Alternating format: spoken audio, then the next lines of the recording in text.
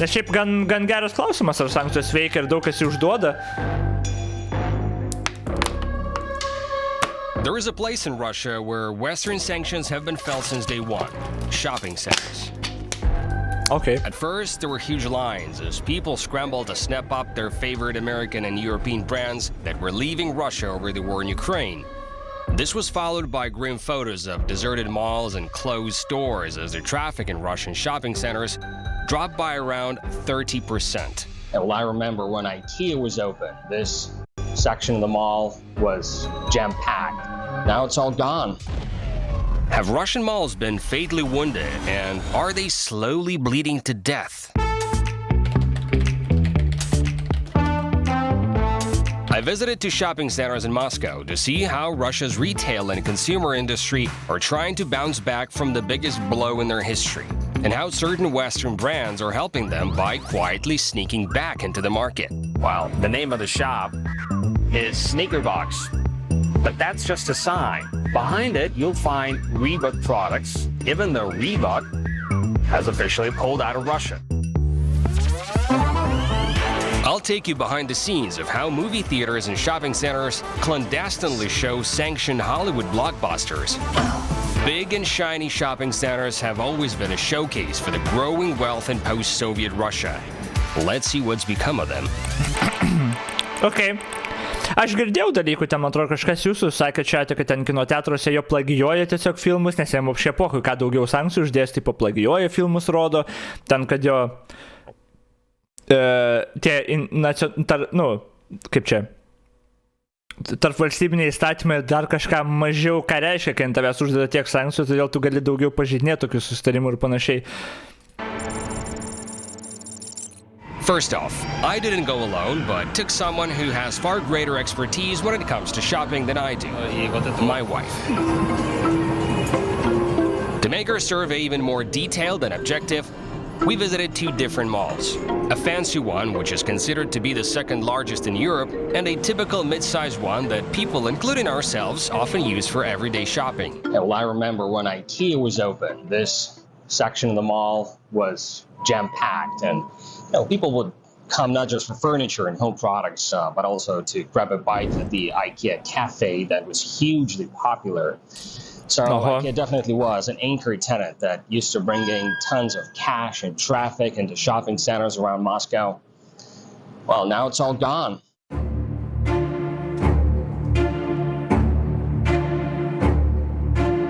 Some of the mall's biggest sections that used to be rented by IKEA and H&M, another Swedish brand that left Russia, are still closed. All those smaller sections left vacant by some Western brands have been taken by new tenants. For instance, we discovered a new Belarusian apparel store which had a big "From Belarus with Love" sign on its front doors. Это хороший магазин? Прикольно, мне нравится. Почему? Во-первых, белорусское качество, оно очень даже приемлемое, лучше Китая, лучше Турции во многих вещах.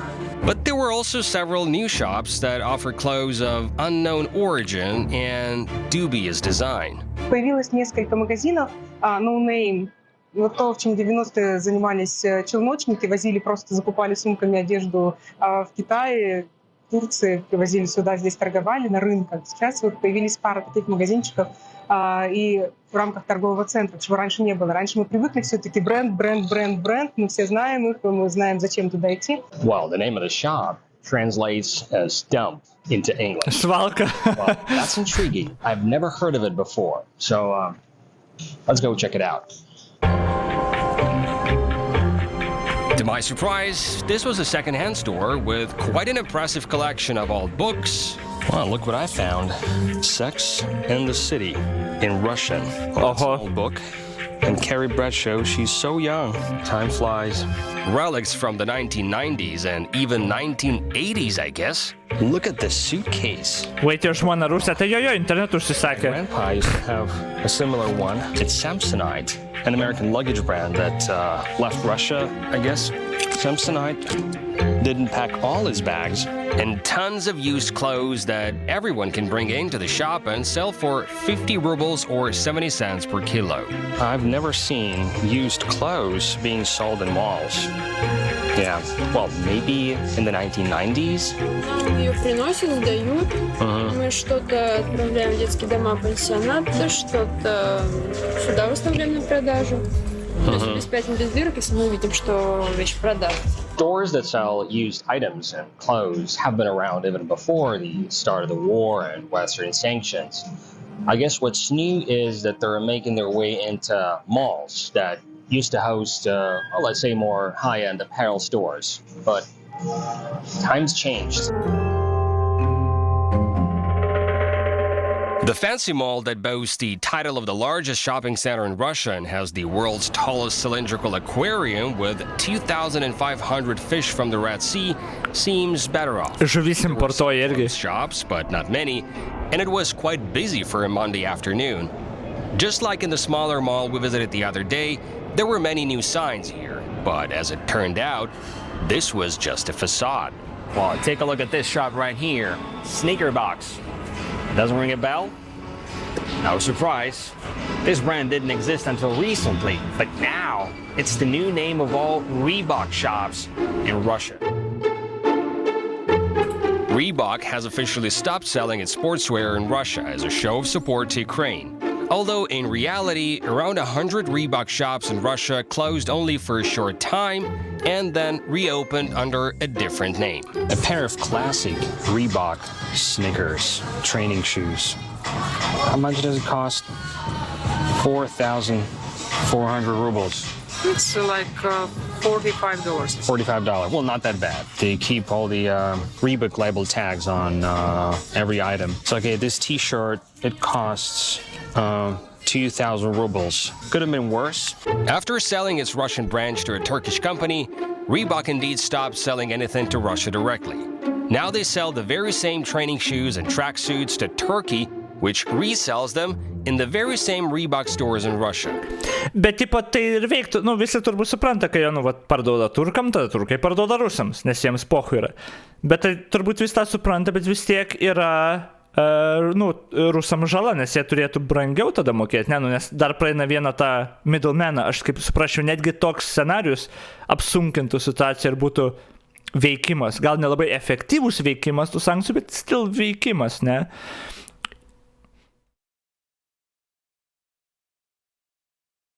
Tiesiai siunčia ne per Turkiją, manai? Gal kai kurie, bet gal kai kurie užsėda. Ir tada va dar dalykas, nes man atrodo dabar tos paskui sankcijos eina, kad tada pamato, kad, pavyzdžiui, nu, apeina pro Turkiją ar pro kitą ten šalį apeina ir tada dar ant tos šalies uždeda, ar mastų uždėti sankcijas, kad, nu, tada, kaip čia. Bet jo, nu, bet taip, aš suprasčiau. Visos, kur pasitraukė, turbūt ne visiškai visos iš tikro pasitraukė ir, nu, ras kaip daryti, bet kai kurios iš tikro pasitraukė, tai nenuginčiamai galėtų sakyti, kad sankcijos tikrai veikia. Dabar, kokiu lygiu veikia, čia turbūt būtų geras klausimas. Ar jos labai efektyvios, ar visai ten praktiškai ne. Tai čia turbūt būtų, bet, nu, kažkokiu lygiu jau tikrai veikia. Okay. That allowed the British sportswear brand to leave Russia on paper, but keep its share of the lucrative market worth over $1 billion. Это Reebok настоящий, да? Да, это тот же Reebok. То есть у нас поставки по-другому идут. Раньше напрямую, сейчас через Турцию. Next to the sneaker box, we found a store called JNS. That's the new name for Levi's store in Russia. They even have Levi's labels, so they're not really hiding this. Look at the shop lady who talked with us. She put on a JNS name tag, but wore a Levi's sweater right under it. The slogan that reads, every customer in the Levi's, JNS store says, "It's the same." A not so subtle hint that the famous American clothing brand is still here. Amazing, Although it's gotten more expensive. А сколько они стоят? Сейчас 16 900. Ja, matai, pabrango. Да. Круто. Levi's же не стоил так дорого. На 30% выросли цены из-за того, что у нас теперь юрлицо другое, и весь импорт у нас сейчас параллельно идет. Gerai, visų pirma, mes čia nežinom 100% taip yra, bet turbūt logiška, kad turėtų pabrangti. Nes, nu čia, vienas žmogus, žinai, kalbinamės, aš tik nežinau čia, bet, okei. Bet, true, jeigu kažkaip tiesiogiai siūsi, gal neužsidėsi, nu bet gerai, kažkas užsidės, kažkas, nu, turi pabrangti. Из-за этого, из-за логистики, всего-всего вот этого. You should definitely check out a video I made a few months ago about Western brands that left but stayed in Russia. It's gained over 3 million views and sparked a heated debate in the comments section. Well, some people argue that if a company doesn't sell its products to Russia directly and work with third parties only, it's all good. Great then, it means that these companies managed to keep the Russian market, preserve the jobs of their Russian employees, and respect the sanctions. Although, I gotta say that I remember that when all these big companies said that they would leave the Russian market, everyone here thought this would mean no Western products on the shelves. But in reality, this meant something different. Let me know where you stand on the matter. I'll just quickly note that the list of Western brands available in Russia under different names has been growing.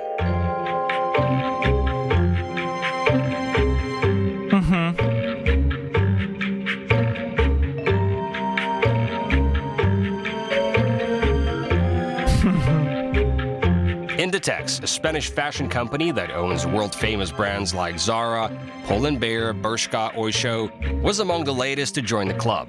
Over 500 Russian stores that had been closed for almost a year will reopen soon with new signs on its front doors, but the same old products on the shelves. Although some of the Western brands that are coming back might face new competition. Well, that's a new player on Russia's sportswear market, Li Ning. It's a Chinese brand created by former Chinese gymnast Li Ning. O ne. Li Ning has been around for decades, but wasn't able to penetrate the Russian market. Bet tipo jo, jeigu tu dabar, jeigu anksčiau negalėjai tokio gero produkto, žinai, gaminti, dabar tu gali gal net tokį gerą daryti, bet pigesnį. Ir dabar gal gali konkuruoti dėl rinkos, žinai. Is he leaning? Was dominated by European and American sportswear companies. Now the What a Chinese lean business king. saw new opportunities and ventured into Russian malls offering generous discounts. Сколько это стоит? Так вот здесь ценник. Они 980, 4990 будут со скидкой. Ого. Это какой-то китайский, да, новый Да, бренд? это китайский олимпийский бренд. Но это китайский как в плохом смысле? Нет. Китайский. Да. Это их, получается, знаменитый бренд, но они для себя прикольно уже не шьют. There's always been this mindset in Russia and I guess around the world that Chinese products are, cheap and of low quality. And I think it's not always true. And actually, it's obvious that Chinese manufacturers have come a long way. But anyway, now that Chinese companies are taking over the Russian market when it comes to cars, appliances, and clothes, I guess Russian customers are destined to appreciate their quality. But here's the thing. Modern-day malls are not just a bunch of shops. A lot of the foot traffic here is generated by moviegoers. But after 5 major Hollywood studios Blet, kokios rusės gražios, na. blocked their biggest films like The Batman and Avatar from being released, Russia's movie theaters found themselves on the verge of extinction. Well, I haven't been in the movies in a while, but I heard they're showing Cameron's new Avatar, The Way of Water, in Moscow, despite the fact that the 20th Century Studios, the distributing company, has officially banned its movies in Russia. So let's see what it's like to watch sanctioned Western blockbusters in Russia in 2023. The list of available films was quite interesting. It had older movies like Calvary with Brendan Gleeson from 2014 and Carrie with Chloe Moretz and Julianne Moore from 2013. Heck, they've even brought Lynch's Twin Peaks back on the big screen. Look at this. Would you watch Twin Peaks at a movie theater again for just $7? There were also a couple of new American movies like The Old Way with Nicolas Cage and Plane Crash with Gerard Butler. But all these films are owned by smaller production companies that kept quiet about the war in Ukraine and continued doing business in Russia. I'm confused. So I can't get tickets for Avatar at this terminal. The film is just not listed here, but I can clearly see that it's on the show schedule. So, what's going on? So we walked up to a lady who works at the movie theater. Он только онлайн подается. Почему? Это же запрещенный фильм. У нас другая кинокомпания покупает залы и транслирует аватара. Поэтому билеты только онлайн. Я понял.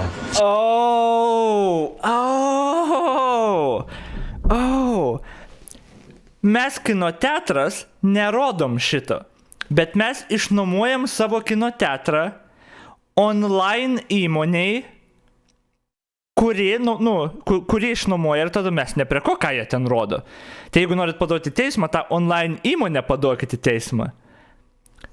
Levels of separation. Tipo, mes išnuomavom patalpą ir viskas. Todėl nėra čia vat jų bilietų pirkti. Pamiršau paminėti, kad įmonė... Ne. Ką tu? Įrodyk. Fucking smart. Viską galima apeiti. Ir čia net nereikėjo daug turbūt mąstyti, bet jo.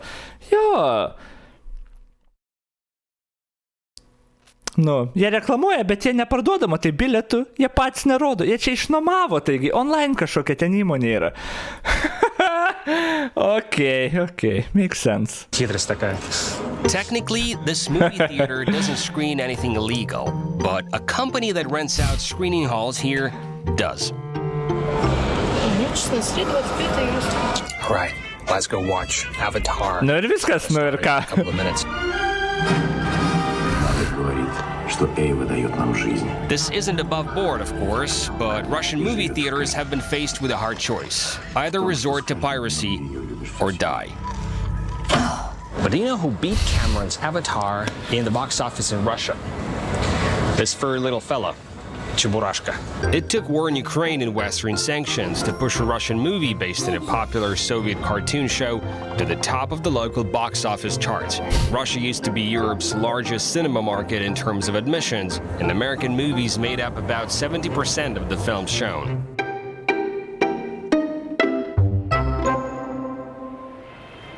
Well, of course, it's not all about shops and clothes. Many people, including myself, often come to shopping centers to grab a bite to eat. And if there's one single area in Russian malls that's been generating steady income, food courts.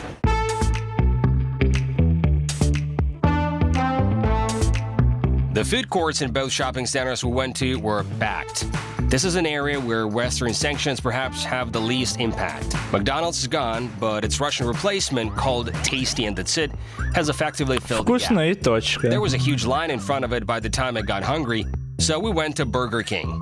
The American fast food giant said it simply couldn't close its 800 restaurants in Russia because its Russian franchisee had refused to do so. Also, there is no Coke or Pepsi. The only soft drink that they have is Evervest. And just so you know, Evervest is a brand created by PepsiCo, another American company that ceased production of its famous soft drinks in Russia. However, it's expected to renew sales of Pepsi, Mirinda, and 7-Up under the Evervest label, a lesser-known brand that isn't as associated with its parent company. But of course, thriving... Jo, čia vienas tas argumentas, kur ten Matijošaičiui pisa protą, taigi kodėl jis neišėjo ir tada žmonės atsako, nieks neišėjo. Po visi vienaip ar kitaip prekiauja, tipo. Tik pamiršti, kad Matijošaitis, čia, nesvarbu, kad visi daro, tipo. Bet jo, kad bizniam tai labai daug kainuos ir labai daug biznių pasinaudojo tą progą kaip PR taškų laimėti arba pasakyti ir tada tiesiog patys apeina arba netiesiog apeina. Vis tą supranta, čia net klausimo nėra. Courts alone can't pull Russia's shopping centers out of the otherwise difficult situation they found themselves in. The doors of Western stores like IKEA, Uniqlo, Hugo Boss, Tommy Hilfiger, and Decathlon are still shut tight. Although those that reopened have certainly helped soften the blow that the sanctions dealt out in the beginning. Whether there is a happy ending awaiting Russian malls and the Russian economy remains to be seen, but we're certainly in for a couple more episodes of a reality show where the strong desire to punish Russia struggles with an even stronger lust to make money here. Okay. Pretty cool.